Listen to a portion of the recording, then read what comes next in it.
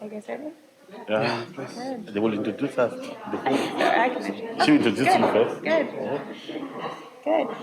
Well, thank you all for being here today. We're so lucky to have colleagues who are joining us here from Zimbabwe and Nigeria. My name is Krista Johnson-Weixel. I work out of the Akron office as the peacebuilding coordinator for MCC and have been traveling with these two this week, visiting with the Meeting House, who has been giving funds to MCC's peacebuilding work in Africa. So grateful that we have a chance to hear some stories today.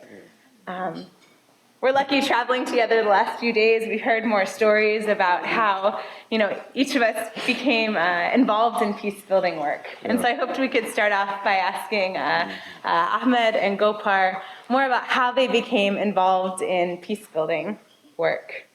So Gopar, for many years, was the Central West Africa peace-building coordinator for MCC, based in Nigeria, but mentoring, many key leaders in the region. And Ahmed, the leader of one of our key peace-building partners in Nigeria. So please join me in welcoming them here. Welcome you too. Thank you. And again, I wonder if you could just share a little bit about how you first became involved in peace-building work. Begin with me. Yeah, go ahead. Yes. Right. Good afternoon. We are happy to be here, and thank you for the warm welcome to Canada. The weather outside is cold, but you said it's warm, so we should believe you that it is warm. But what I know is that the people are very, very warm. We have been well received. Yeah. And the warmness of the people actually neutralized the weather outside, and that's why it is also warm outside. But thank you so much. I was born in Nigeria in the 60s, 1964 specifically. During that period of time that Nigeria actually witnessed civil war between the federal government and the Biafra. A number of my uncles went to the war, and most of them did not come back. As a result, our family was affected very badly. And I grew up with my family. We were actually the poorest in the community. And I can tell you stories of how we were affected very badly. But one thing our parents told me was that we shouldn't pick anything that looked like a ball, a soccer ball in the field, because our enemies, in this case the Igbo, were flying planes and throwing bombs. Yeah. And so those balls that we may find in the field are actually bombs that might explode. Yeah. So I live in the perpetual fear of my enemy. And frankly speaking, I developed interest to become a military officer to fight the Igbo, my enemies. So I carried that pain, that trauma with me through primary school, all the way through my high school.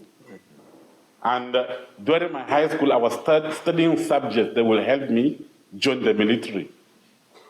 It happened that most of my teachers, between 70s and early 80s, were the Teachers Abroad program. These were MCCs.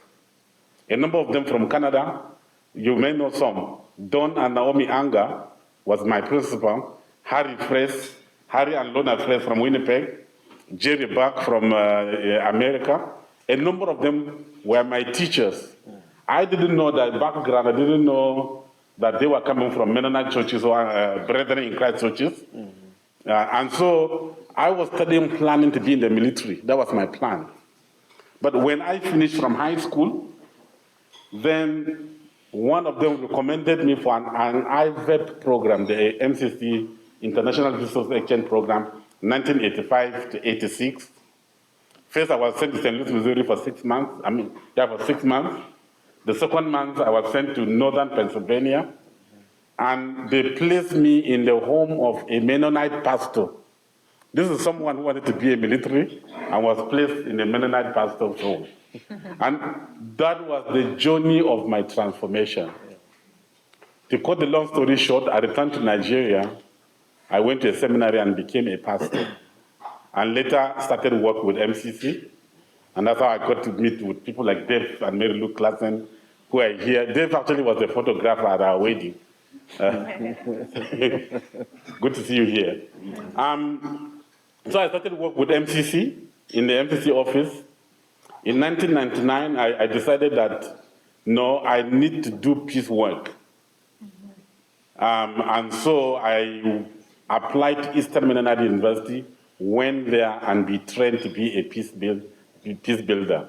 Returned to Nigeria in 2001, and it coincided with a major conflict that took place in Jos, just a few days after we arrived in Jos.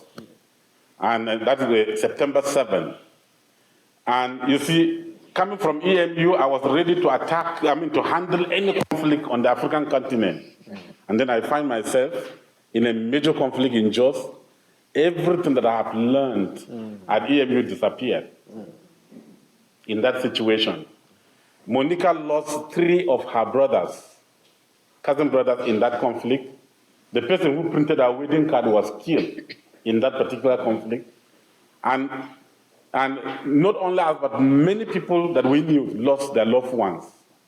It was there that the Justice Development and Peace Characters started looking for some people to do peace, interfaith peace building work, and they met with MCC and asked if MCC can come and train them to do peace building work, and that was the beginning of the peace building work in Plateau State. I think let me stop there, and then we can pick up from there. Yeah. But for me, it was more like when I began this peace work in Nigeria, it was like a lonely journey.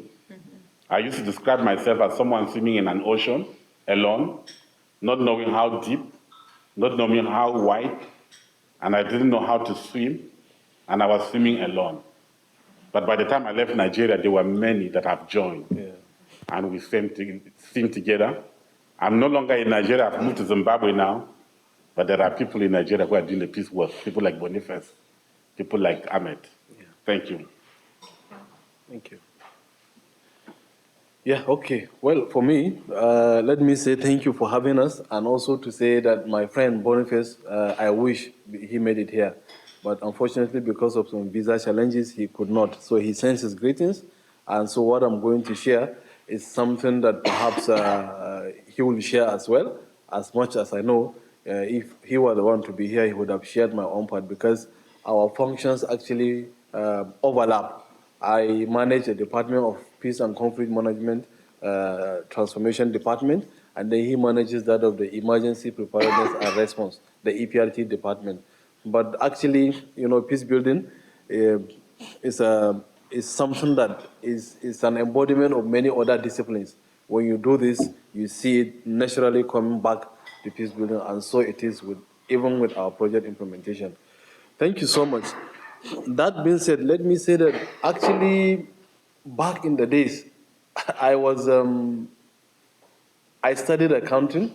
In fact, I studied banking and finance, and proceeded to read accounting in my university days.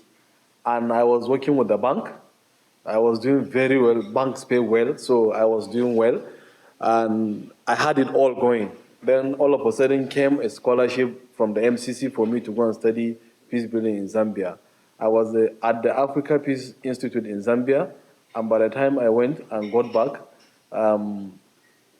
I said I was not going to continue my work. I was not going to continue even with the studies and so on. In fact, it took good people like Reverend Gopar here, who was then the country rep of the MCC, to insist that I must just go back to school and not abandon anything instead of pursuing this. Perhaps it was possible for me to just merge the two and see how we could move on together. And I hit to his call after going through all the other strategies he knew he could adopt to convince me, including talking to highly praised individuals and so on, for me to just get back to school. And I did. But the passion and the drive for me was really not about the money. I could no longer see myself, by the time I got back from there, I could no longer see myself, being caged in one corner of an office and just working, counting and people's money and giving them when they need it and so on. And then I asked myself, what really is the transformation? Whose life was I touching really? So I got convinced that I needed to be on the field. And so I started peace work. And severally, There are times that even in the peace work that we do, we lose hope completely.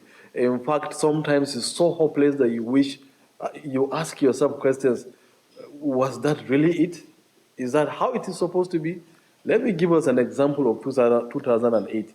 In 2008, because of the series of violent conflicts that Nigeria had experienced, we found ourselves in communities that are polarized. Muslims exclusively in one community and Christians exclusively in another community.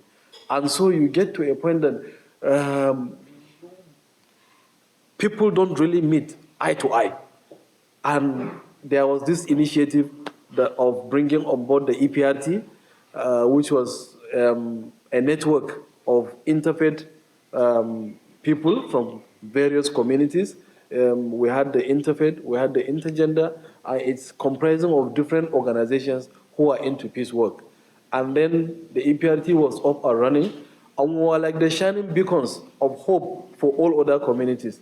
And then by 2008, barely some years, 3 years into the establishment of the EPRT, when it was very well working, we got ourselves in a serious trouble because it then erupted a very serious violent conflict. And in fact, it's so coincided that some of us were actually on the field about to go for, peace work.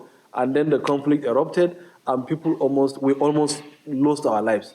I personally lost belongings and properties and also, lost loved ones, as well as Reverend Goparia and many others.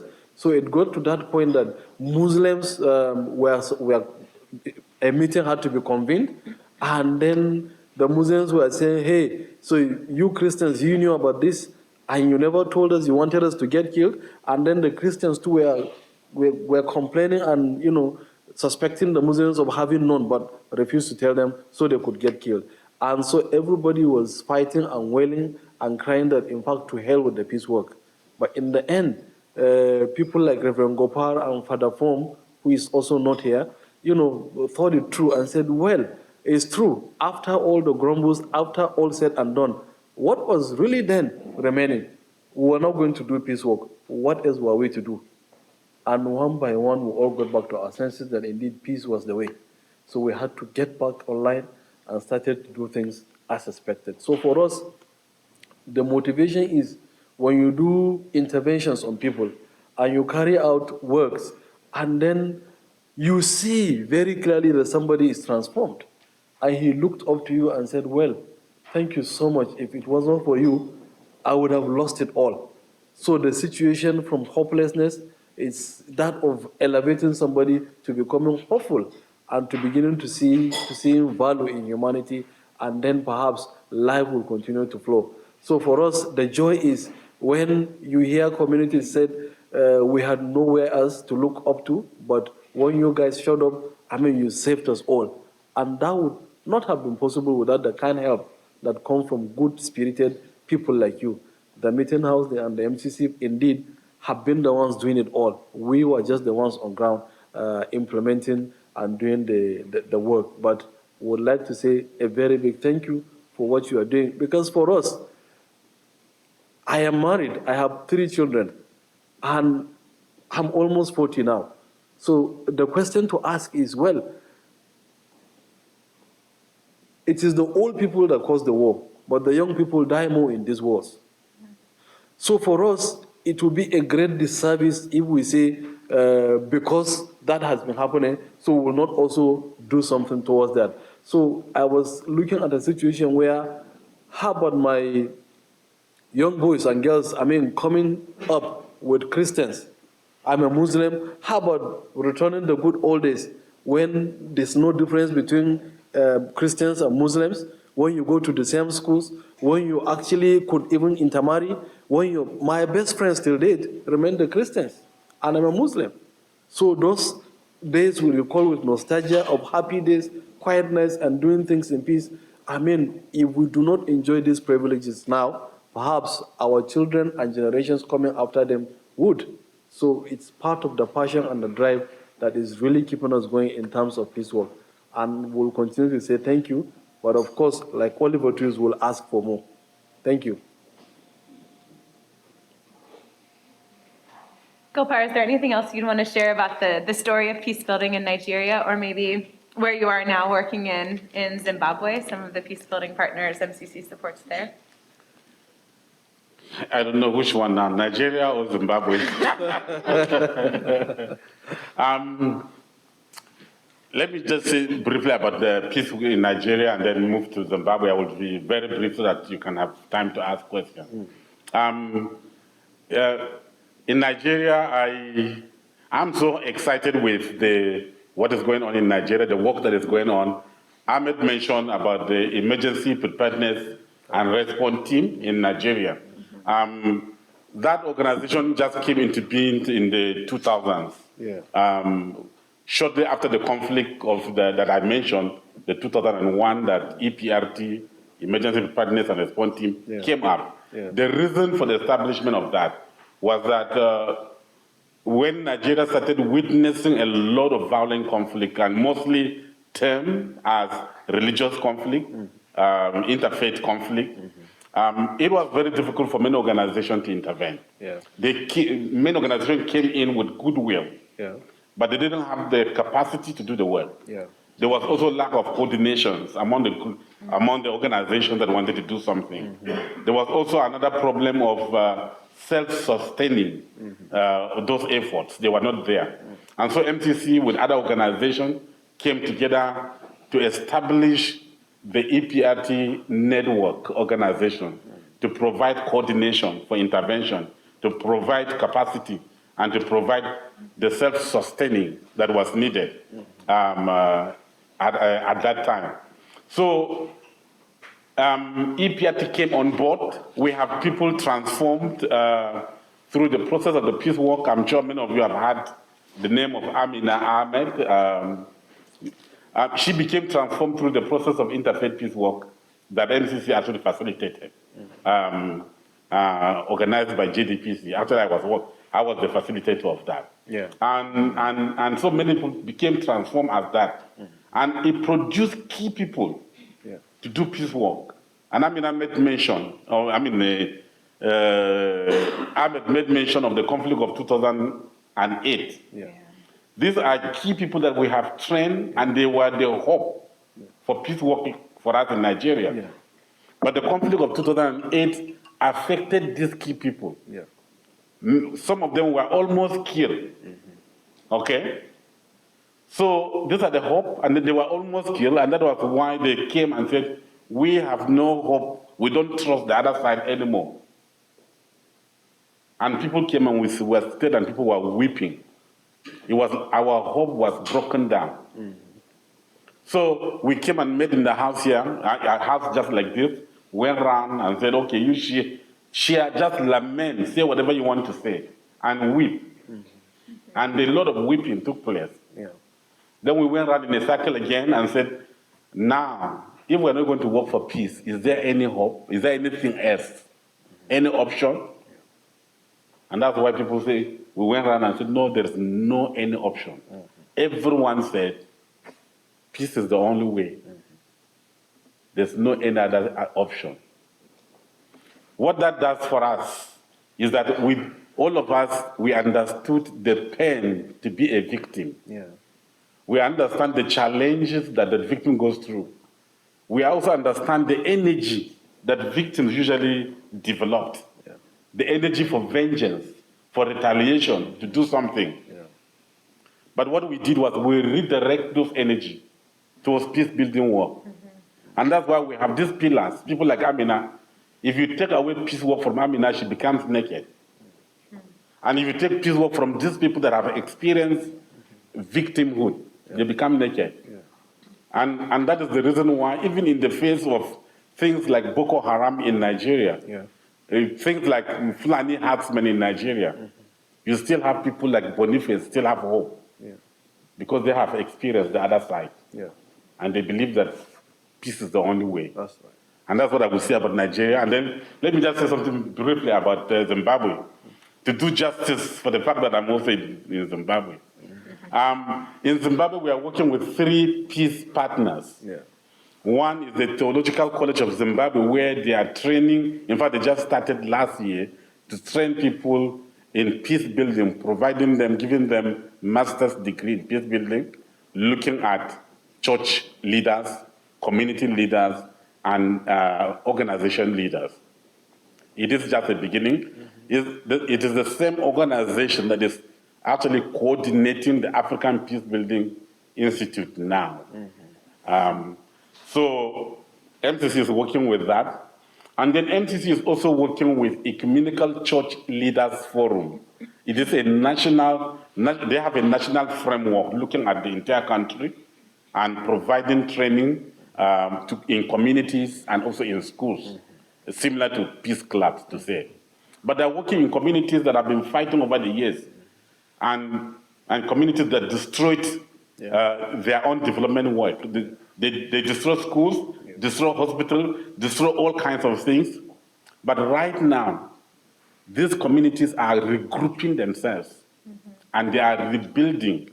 One of the communities is building schools, another community is building clinic, another community is literally building bridge because the two communities were divided by a river. They said now we want to build bridge together and they call it Peace Bridge. And nobody is giving them any money from outside for this development. They themselves collect the money by themselves to build. And you know what they say? They say, don't give us development. Give us peace. And development will come. If you give us development without peace, we'll destroy them because they have destroyed them in the past. Just give us peace now. That's ECLF. We're also working with the University of Science and Technology in Zimbabwe, where they are training the National Police of Zimbabwe, who themselves, the police themselves, lamented that their curriculum for recruitment does not include capacity to work with the citizens. They believe that they are only accountable to the power that be. And so all that they would do to citizens is to beat them violently and to suppress them so that the citizens will only submit to the authority. They lament that we don't have the capacity. But right now, the University of Science and Technology that is working with MCC have trained these police, and actually they have developed a curriculum and submitted to the National Police to include that in the training of the National Police in Zimbabwe. Thank you. It's so rich. It's so hard to describe in 20 minutes. This incredible stories. What questions do you have for Gopar Ahmed? Gopar, as you described the situation in Nigeria and Zimbabwe, are you able to take a very similar approach in terms of peace training across the different countries within Africa, or do you have to alter it significantly to that particular culture? Thank you for that question. Yes, there's a lot of things that we learn and take across. Yeah. One of them is the establishment of the Emergency Preparedness and Response Team. ECLF, the Ecumenical Church Leaders Forum, actually would want to adopt that because they are talking about developing a national human security network. And it's very, very similar to EPRT. Yeah. And our plan would be, our hope now is talking with Krista to see how we can actually do some kind of exchanges. And Krista was also talking about about Congo. They're also going into election this year. Yeah. And they are also thinking of trying to adopt something like the EPRT in Congo. Yeah. So there's learning. And then at API, that is a Pan-African setting, and so there's a lot of learning. Participants come from different countries in Africa, and the facilitators also come from different countries as well. So there's a lot of learning that takes place. Yeah. And I think that shows some value added that MCC can bring. You know, not just an organization that gives grants, but the sharing of the Peace Club curriculum, or saying, we're seeing that EPRT, there's interest in many countries, how can we facilitate, you know, that kind of exchange? I think that's what's really exciting about our peace building work, especially in Africa. I'm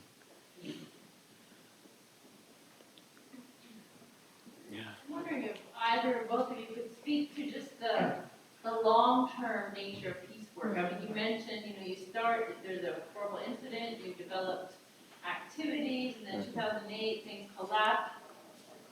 I think you've been, EPRT, Yeah. been going for 13 years. That's right.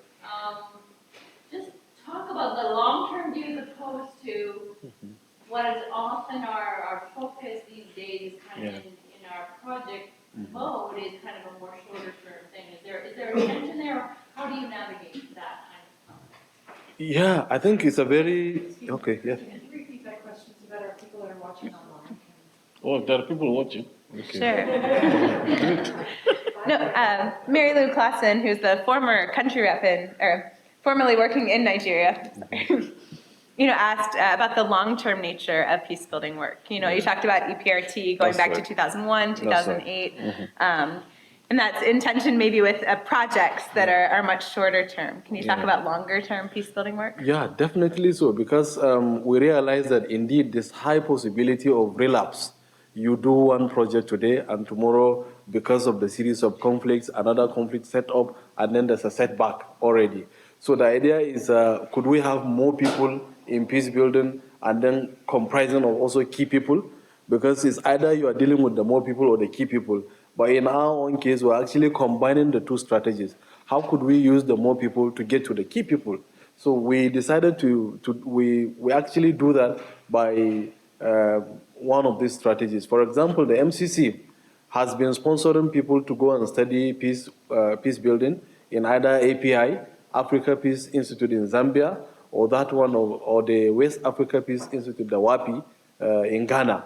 So we said, instead of spending, for example, $5,000 to sponsor two people to go and study for 2 or 3 months in Zambia or Ghana, how about also the alumni of those who went to Ghana and Zambia? How about localizing? How about setting up a center? Since it's the same curriculum and everything, how about just using the resources for 5 people, for 2 people to train 10 more people? So that way we have expanded our frontiers, because we have succeeded in 1 year now, we can train 30 people that are very good in peace and conflict resolution. So beyond that even, the idea of the Peace Club is such that for any kid who is about 20 now, any young man, so to say, doesn't know that once upon a time, Christians and Muslims lived together in peace and harmony in the past. So the idea is, how do we catch these young boys and girls at their very tender ages? So we introduced the idea of the Peace Club. And the Peace Club is doing exactly that. Because of the polarization of the communities and settlements in Nigeria, we're able to say, okay, young boys and girls are becoming brutal in what they do. Their thinking is that of violence, violence, and violence. Well, perhaps they need to understand what conflicts means. They need to understand what violence means. They need to understand the things that lead to conflict and even violence. They need to avoid them. They need to understand what stereotyping means. And most importantly, also, we need to respect and value and tolerate each other in a way that is going to be non-violent. We could still talk, we could still disagree, but it doesn't have to be violent. And well, the Peace Club is doing just that. And in the Peace Club, you will have, Christian children, Muslim children, doing things together. And to the delight of all of us now, the Peace Club pupils are actually usually invited at the assembly grounds to talk about peace building.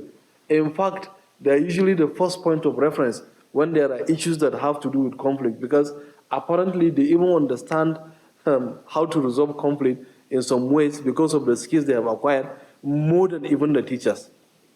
So the teachers usually, without any hesitation, refer to the Peace Club members. So for us, it's a way of keeping the flag going, it's a way of expanding our frontiers, and even so much more in terms of other projects that we have not been able to mention here. For example, the de-radicalization project we are running.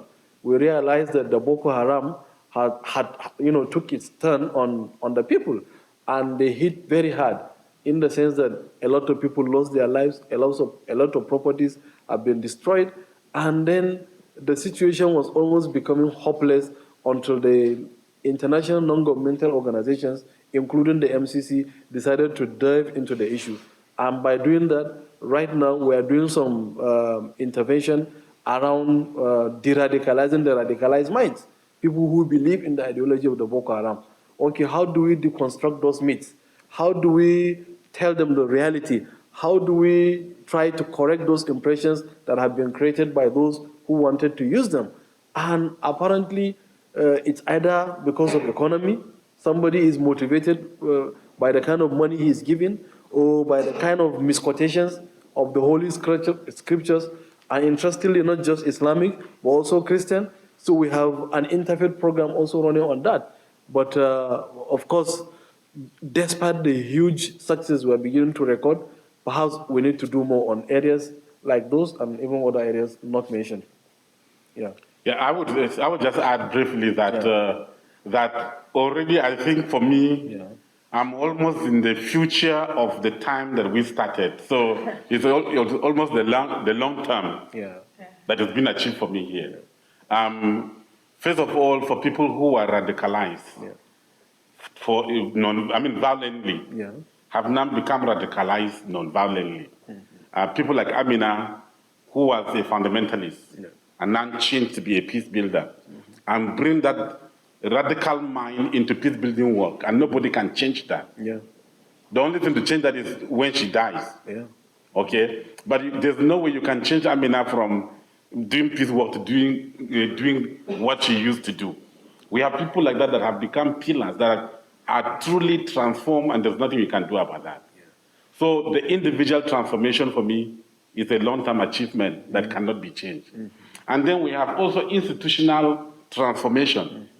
When I came from EMU in 2001, Eastern Mennonite University, in 2001, when that conflict happened in Jos,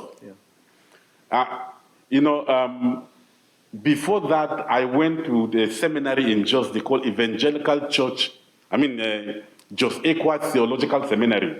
I went through that, and when I finished, I was the best student in the whole arm, valedictorian student there. Okay? So I was trained at Eastern Mennonite University with my master's degree in peace building. I arrived in Nigeria, and MCC seconded me to that institution, which I was the best student, to teach peace studies, free of charge. You know what they told MCC? They told MCC, they said, go and teach Muslims because they are the troublemakers. Okay? I was rejected in the place where I was the best student. I was sent to TCNN, Theological College of Northern Nigeria, to teach peace. You know what we were told? Jana, she used to work at Eastern Mennonite University. She was with me. We were told that these are signs of end time, because the Bible says that at the end time there will be wars and rumors of wars. So there is nothing you can do. Just go home and pray. Okay? So that you see that for me, I'm in that long term. As I'm talking with you today, Jos Equat Theological Seminary have introduced peace studies as a major course. They accepted me to come back and teach third world theologies. Then I introduced peace as one of the courses. The student they made a recommendation that we have to teach peace in this school. We have to teach peace in this school, and non-peace studies has become a major course. You can't pass through there without studying peace. The same thing with TCNN, Lona Theological College, which Mary Lou touched there. So there are institutions now that are actually teaching that. And so that is long-term thing, is that individuals have been transformed, institutions have also been transformed. That's right.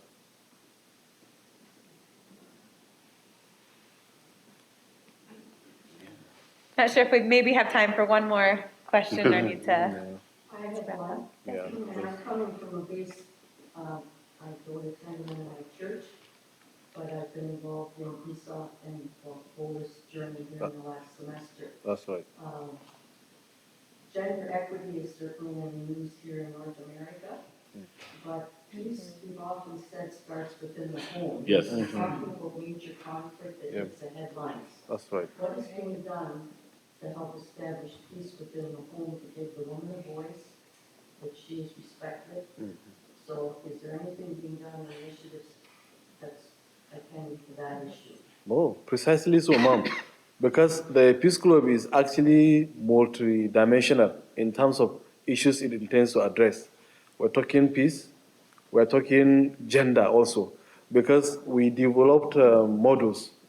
The module 1, which is like the curriculum, is on conflict, understanding conflict, what stereotyping means, how do you counter stereotyping, and so on. And then module 2 is about violence, which is like a progression from conflict to the violent situation. And then what is violence? How do you identify it? How do you avoid it? How do you learn some more on that? And then the third module actually is on gender. So gender-based violence is key because we realize, in fact, the title of the whole Peace Club project is Changing Hearts for Peace. So the idea is to be able to have boys and girls who are growing up with the hearts of peace in them, and then so you could look at every other person as equal with dignity, and then a lot of other social constructions around gender are addressed actually in the Peace Club. For example, there's nothing wrong because predominantly African belief is that women education actually ends in the kitchen. So even if you educate a child, she ends up becoming someone else's wife, and she doesn't get to put that education to use, and so it ends in the kitchen, really. So, but the modules we're training is such that, well, you see, there are women who thrived in their lives. There are women. There are things that, as much as men can do, women can also do them even better.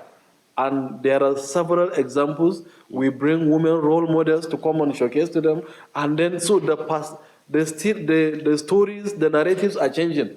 And today you have women who are even excelling in schools more than men.